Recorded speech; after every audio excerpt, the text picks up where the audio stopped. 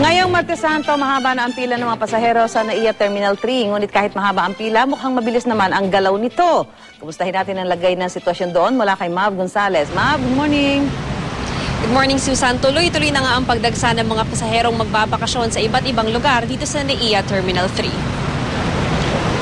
Alas 3 pa lang ng madaling araw, mahaba na ang pila papasok ng NAIA Terminal 3. Ngunit kapansin-pansing mas mabilis makapasok ngayon sa airport dahil 3 gates na ang bukas kumpara kahapon na isa lang. Bukod kasi sa mga estudyanteng nasa bakasyon na, nagsisialisa na ang mga empleyadong nag-leave na rin sa trabaho. Si Trisha, break muna sa Zamboanga habang walang pasok. Doon yung family ko.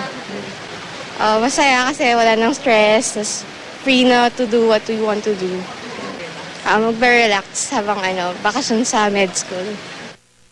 Para naman sa pamilya Velion, double celebration ang pagpunta nila ng Boracay. Para ma-enjoy ng pamilya yung saka birthday ko tomorrow doon namin celebrate.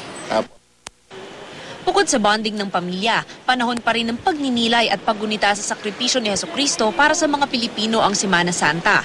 Tulad ni Leticia, nauuwi sa General Santos City kasama ang mga kaanak. Every summer lang din kami umuwi doon. Pupunta man sa simbahan. Parang mo rin na, siyempre Holy Week yun. Siyempre, hindi naman yung celebrate na maging happy-happy ka lang doon. Timing lang din na babakasyon kami, Holy Week.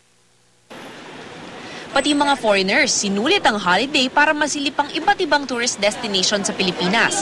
May mga bata't sanggol pang kasama ang grupong ito at galing pa raw silang Japan at pumunta lang dito para mabisita ang Boracay. Mga guest ng pamangkin ko, guest nila yun, o mga anak nila. Hindi pa kami nakapunta doon Mula Germany, excited ang pamilyang itong masubukan ang mga world-class beaches natin. It was recommended to us by a Filipino friend.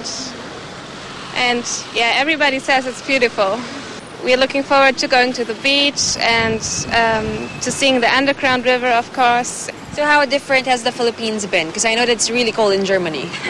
It's really cold in Germany, and the Philippines, there's a nice warmth right now, and the people are very friendly. Yeah, we love the Philippines. Ngayon, meron na ngang 2 flights na delayed dito sa NAIA Terminal 3. Yan po ang Flight 5J807 Manila to Singapore at Flight 5J931 Manila to Bangkok. Wala pa namang advice sa atin kung meron pang mga kanseladong flights dito sa Terminal 3. Susan? Maraming salamat, Mav Gonzalez.